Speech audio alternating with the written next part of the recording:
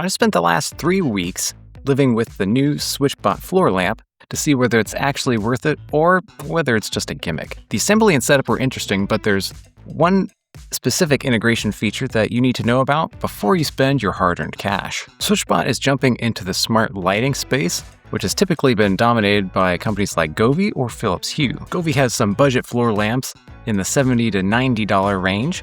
And of course, there's Philips Hue, whose floor lamps are like $300 and up. SwitchBot is targeting that budget category with this latest offering. The MSRP is $89, but there's often sales where you can get it for cheaper. So I'll leave a link to it in the description if you want to see if it's on sale. The major selling points are that it supports Matter over Wi-Fi out of the box. It's got segment control.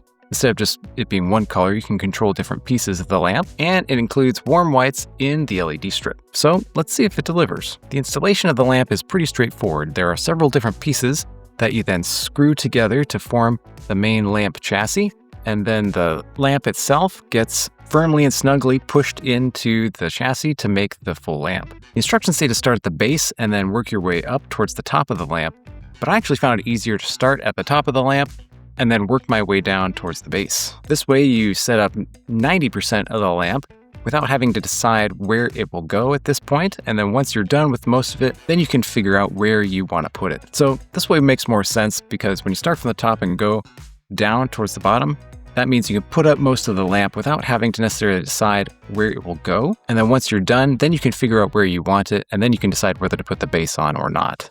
There's also a base if you decide to stand it upright. This base feels pretty sturdy. It's kind of heavy.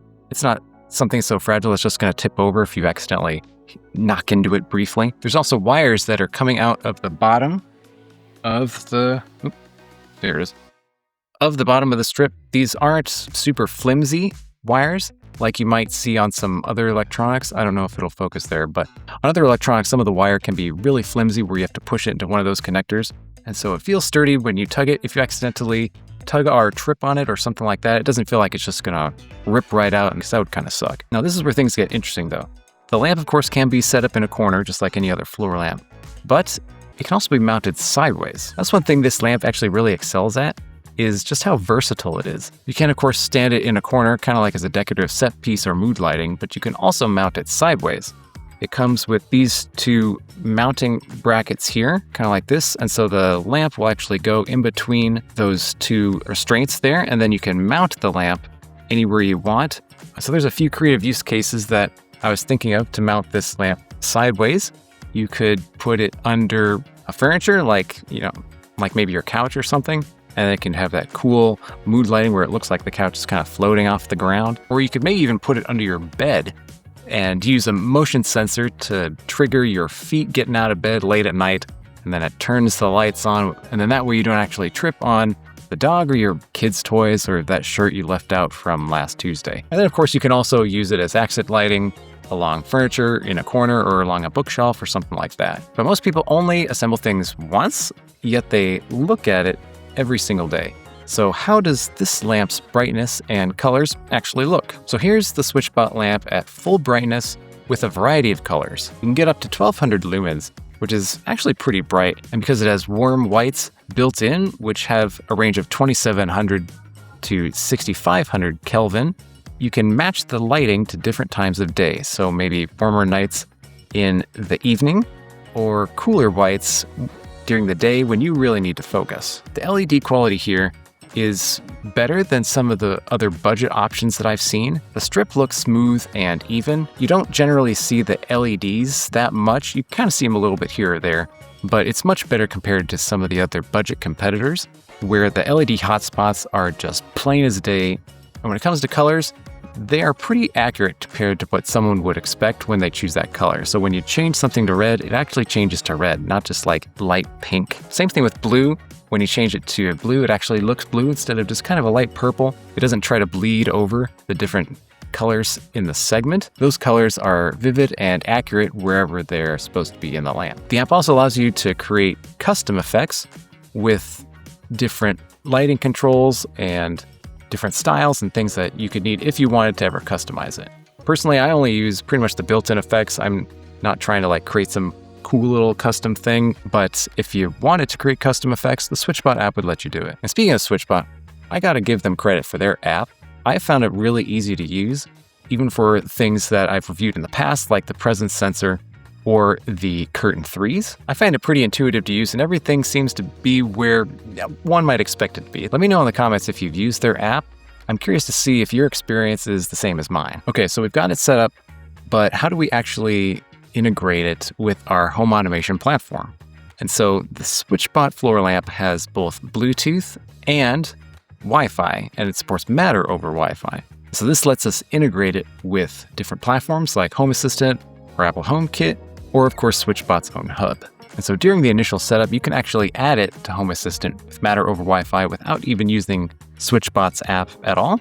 And so that's what I would recommend that you also do. And so when you hook this lamp into Home Assistant using Matter over Wi-Fi, you get basic on-off functionality.